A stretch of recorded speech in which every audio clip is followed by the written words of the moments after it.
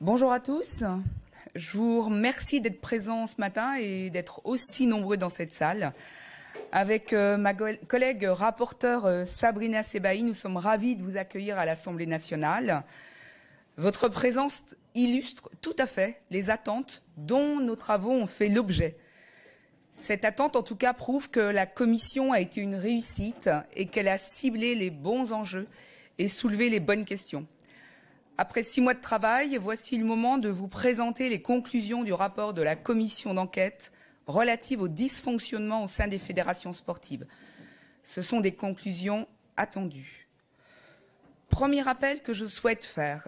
Le sujet a été délimité par ma collègue Sabrina Sebahi, puisque c'est dans le cadre du droit de tirage du parti écologiste NUPES que cette commission d'enquête a vu le jour. Sabrina est la rédactrice du rapport et en est donc la porteuse. Deuxième rappel, la commission d'enquête est un élément phare du droit de contrôle des députés. Elle dispose de prérogatives spécifiques comme l'audition sous serment ou encore l'investigation sur pièce et sur place. Elle n'est évidemment pas un pouvoir judiciaire. Troisième rappel, la commission est transpartisane par sa composition réglementaire d'abord. Il y a eu du respect entre les membres, un bon travail collectif entre la présidente que je suis et Madame la rapporteure que je salue. Notons l'exception du Rassemblement national qui n'a plus souhaité siéger à partir du 28 septembre. Pour commencer, je souhaite revenir sur l'histoire de notre commission d'enquête. D'une part, une création en conférence des présidents le 20 juin dernier, 2023 donc. Les travaux ont commencé avec les auditions, les premières auditions le 20 juillet 2023. Le rapport que nous vous présentons aujourd'hui a été adopté le 19 décembre 2023 par les membres de la commission. Il est donc le fruit d'un travail conséquent. Les travaux ont pris la forme de nombreuses auditions, au nombre de 92 auditions sous serment, avec 193 personnes auditionnées, 133 heures d'écoute et d'échange, donc un travail colossal. 4 contrôles sur pièce et sur place ont été effectués par ma collègue rapporteure. Des centaines de contributions écrites et de témoignages ont été reçus. Dans la chronologie des auditions, d'une part, les victimes que nous avons pu auditionner, puis les associations, les entraîneurs, les sportifs, les directeurs, les présidents de fédération et les ministres. Ensuite, je souhaite vous dire quel a été l'esprit de notre travail. Nous avons voulu accompagner la société qui bouge, continuer à libérer la parole. J'ai par ailleurs une vive pensée pour Catherine Moyon-Debec, Sarah Abitbol et Angélique Cauchy, entre autres.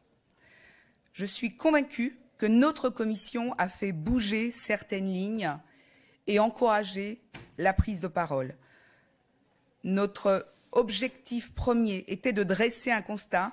Rapidement, les violences sexistes et sexuelles sont devenues le cœur de notre travail et avec gravité.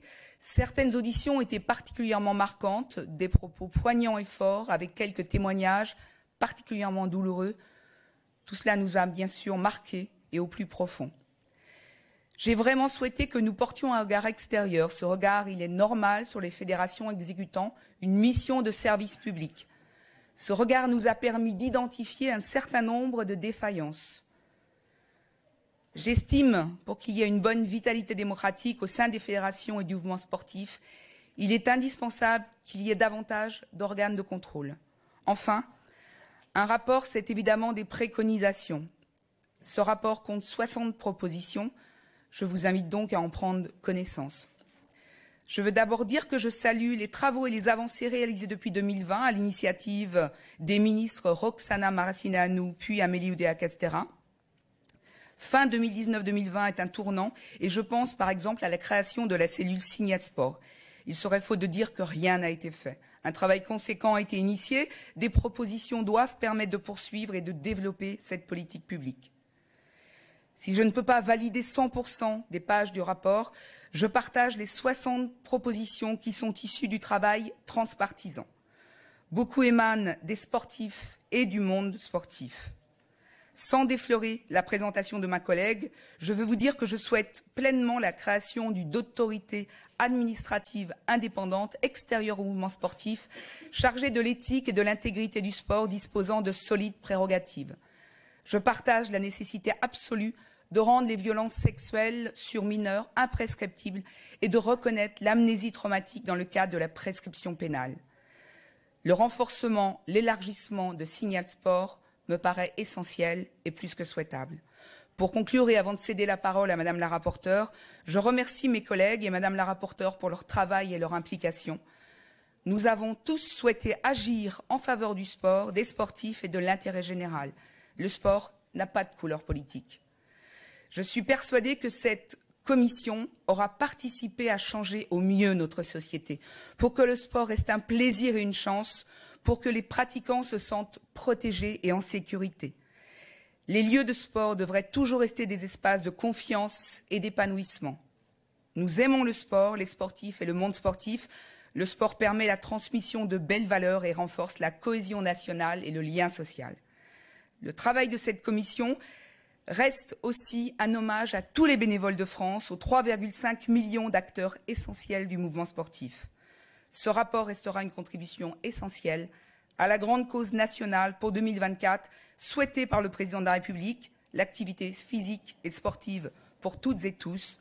Je vous remercie.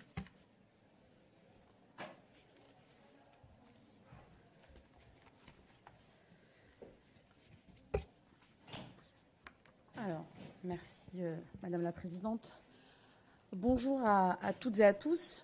Tout d'abord, permettez-moi d'exprimer mes remerciements, comme l'a fait ma collègue, envers la présidente de la commission d'enquête pour notre excellente collaboration et particulièrement pour son objectivité, sa neutralité et sa rigueur tout au long de nos travaux. Son engagement inébranlable pour la transparence et la recherche de solutions constructives a été essentiel pour la mission que nous avons eue ces 6 derniers mois. Je voudrais également remercier toutes ces victimes, notamment Catherine Moyon-Debec, ça a été dit, Isabelle Demangeau, Sarah Abitbol ou encore d'autres, Angélique Koschick, toutes celles et ceux qui ont pris la parole, qui ont eu le courage de prendre la parole et qui ont commencé ce travail pour lever l'omerta dans le mouvement sportif. C'est le courage de ces femmes et de ces nombreuses victimes qui a permis de révéler les dysfonctionnements structurels dans le mouvement sportif. Le rôle des médias, je le dis, est également primordial, puisqu'on s'en est rendu compte aussi tout au long des travaux. Très souvent, malheureusement, il a fallu que cela soit médiatisé pour que les affaires soient traitées. Je suis honorée de vous accueillir aujourd'hui en tant que rapporteur de cette commission d'enquête. Après 92 auditions, cela a été dit, 193 personnes auditionnées et plus de 130 heures d'audition. Alors, nos travaux se sont beaucoup reposés sur de nombreux rapports qui nous ont été transmis dans le cadre de nos travaux. Je pense au rapport de l'Inspection générale de l'éducation, des sports et de la recherche, au rapport de la Cour des comptes, les rapports de l'Agence française anticorruption, les participations en tout cas de la Haute Autorité pour la transparence de la vie publique et de la Défenseure des droits qui nous ont transmis aussi des notes qui nous ont permis de nourrir nos travaux. Le rendu de ce rapport marque une étape importante de notre travail qui vise depuis le commencement à identifier, à analyser et à comprendre les défaillances qui ont pu survenir au sein des fédérations et du mouvement sportif ces dernières années. Les fédérations sont des institutions cruciales pour le développement du sport en France, tant telles qu'elles structurent l'organisation du sport dans notre pays. Ça a été dit, il n'y a pas un territoire à travers notre pays où il n'y a pas un club de sport, un terrain de foot, un équipement sportif. C'est un vecteur de cohésion sociale, c'est important de le rappeler. Ces fédérations sont aussi un groupe social, percuté comme d'autres, par les évolutions de la société, les attentes de nouveaux publics, les rapports à l'autorité, le regard porté sur l'altérité et la différence, mais parce que le sport occupe une place de choix dans la société française, non seulement en tant que source de divertissement et de compétition, mais aussi en tant que vecteur d'éducation, de santé et de cohésion sociale, les fédérations doivent être sinon exemplaires, agiles dans leur capacité à témoigner qu'elles observent les changements, qu'elles font des propositions pour s'y adapter et qu'elles font acte de vigilance et de détermination. Les fédérations françaises jouent en effet un rôle essentiel dans la promotion et la régulation des activités sportives et elles ont la responsabilité de la formation et de l'encadrement de la sécurité et la sécurité de tous les pratiquants. Or, ces dernières années, des dysfonctionnements ont été relevés par les médias qui concernent le fonctionnement interne de plusieurs fédérations sportives. Et au cours de notre enquête, nous avons constaté des approximations, parfois des omissions, même des mensonges, et un manque certain de préparation de la part de plusieurs acteurs du mouvement sportif. Nous avons été étonnés à plusieurs reprises par une certaine légèreté apportée aux réponses de questions qui nous paraissent fondamentales, particulièrement dans le cas des violences sexuelles et de discrimination. Ces constatations sont non seulement inquiétantes en elles-mêmes, mais elles ont également une signification symbolique importante sur l'état d'esprit, sur le fonctionnement intellectuel, sur les valeurs finalement qui guident de nombreux dirigeants du mouvement sportif. Alors oui, certaines fédérations ont déjà pris des mesures qui vont dans le sens d'une partie de nos propositions, je pense par exemple au handisport ou encore à la natation, mais les comportements que nous avons observés durant ces mois d'audition éclairent symboliquement et souvent concrètement les conclusions de notre enquête. Ils mettent en évidence des lacunes, parfois graves, dans la manière dont certaines fédérations gèrent et traitent ces problèmes sensibles. Nous ne reviendrons pas sur les signalements qui ont pu être réalisés concernant les parjures qui font aujourd'hui l'objet d'enquêtes du parquet. Notre mission ici est de tirer les enseignements de ces comportements tenus devant l'Assemblée pour proposer des solutions constructives et des recommandations visant à renforcer la protection des athlètes, la protection de tous les licenciés et à améliorer le fonctionnement des fédérations sportives pour le rendre plus transparent et conforme aux normes qui prévalent partout ailleurs. Notre mission ici est aussi de relier les défaillances observées dans les fédérations à l'absence assourdissante de l'État dans ses fonctions de contrôle, d'encadrement et de sanctions du mouvement sportif, notamment fédéral. Nous avons ainsi constaté un effacement total du rôle de l'État qui est très inquiétant. Il délègue ses compétences à des organismes tiers qui ne permettent pas de faire exercer son rôle de tutelle au ministère. Avant de vous présenter les recommandations fortes de notre commission, permettez-moi de souligner un point crucial. Nous sommes convaincus que le mouvement sportif ne peut plus être seul juge des maux qui le gangrènent. Un grand nombre de mesures à prendre doivent être portées par une autorité administrative indépendante, à l'image de ce qui a été mis en place dans le domaine du dopage. Il faut mettre fin à l'impunité. Omerta est l'un des mots qui a été le plus prononcé pendant les auditions de cette commission d'enquête. Il est impératif que les fédérations sportives françaises se dotent d'une gouvernance plus transparente et d'un système plus rigoureux pour garantir la sécurité, l'intégrité et l'éthique dans le sport. Cela nécessite un changement fondamental dans la manière dont les instances dirigeantes du sport fonctionnent. Notre rapport formule des recommandations dans ce sens, mais nous devons également nous assurer que ces recommandations seront mises en œuvre rapidement, de manière efficace et indépendante. Notre mission ici est de faire en sorte que le sport français retrouve sa place en tant que modèle de valeur, d'éthique et de fair play. Nous sommes déterminés à travailler avec toutes les parties prenantes pour atteindre cet objectif et nous espérons que nos propositions contribueront à bâtir un avenir meilleur pour le sport en France. Ça a été dit, l'une des recommandations qui traverse finalement tout notre rapport est la création d'une autorité administrative indépendante chargée de l'éthique. Personne ne peut être juge et partie. Signal Sport serait rattaché à cette autorité, permettant aux victimes d'être plus en confiance pour libérer leur parole, cela a été dit. D'abord, Signal Sport souffre d'une méconnaissance aujourd'hui du public, donc il faut le rendre beaucoup plus visible, il faut que les victimes puissent savoir que ce dispositif existe pour aller porter plainte, en tout cas faire des signalements quand c'est nécessaire. Il est impossible, au vu de nos auditions, de laisser perdurer des cellules de signalement dans les fédérations elles-mêmes. Donc on propose que tous les dispositifs qui existent aujourd'hui en interne des fédérations soient supprimés pour qu'une seule porte d'entrée existe, ça soit celle de cette autorité administrative indépendante.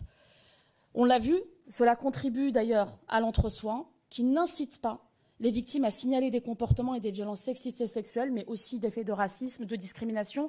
Ça a été dit, le périmètre de Signal Sport n'est pas clair. Et en fait, en réalité, cela ne permet pas de traiter correctement tout ce qu'on a pu voir tout au long de nos auditions. Cette nouvelle autorité sera dotée d'un pouvoir de sanction financière à l'encontre des fédérations sportives ne respectant pas leurs obligations et engagements en matière d'éthique. Elle pourrait aussi prononcer des mesures telles que l'inéligibilité ou encore la suspension conservatoire pour des dirigeants mis en cause. Là aussi, on l'a vu parfois, beaucoup de laxisme, beaucoup d'inertie, beaucoup trop de temps avant que des sanctions soient prises lorsqu'il y a des faits qui sont commis. Et surtout, lorsqu'ils sont sus. Parce que très souvent, ça a été dit aussi pendant nos auditions, beaucoup de monde savait et pourtant il ne s'est rien passé.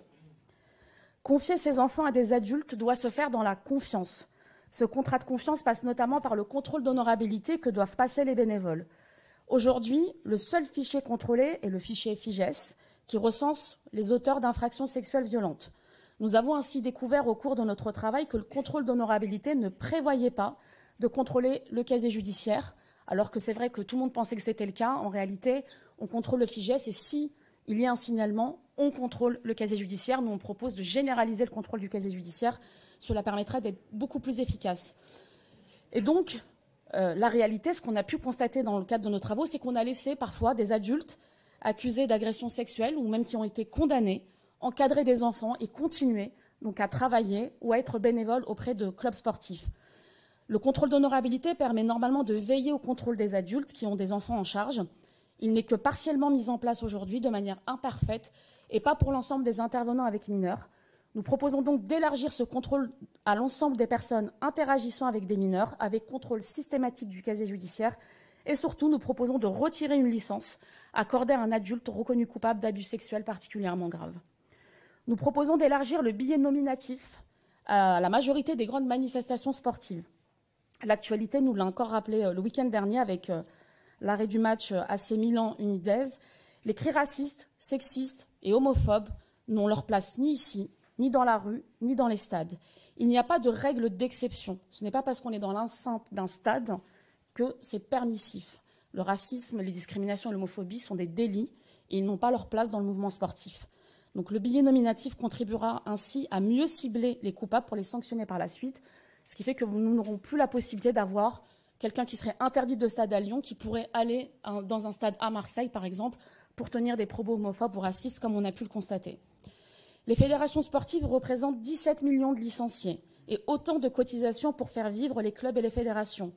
Plusieurs scandales ont entaché la rémunération des dirigeants de fédérations, alors même que des milliers de clubs vivent uniquement sur du bénévolat.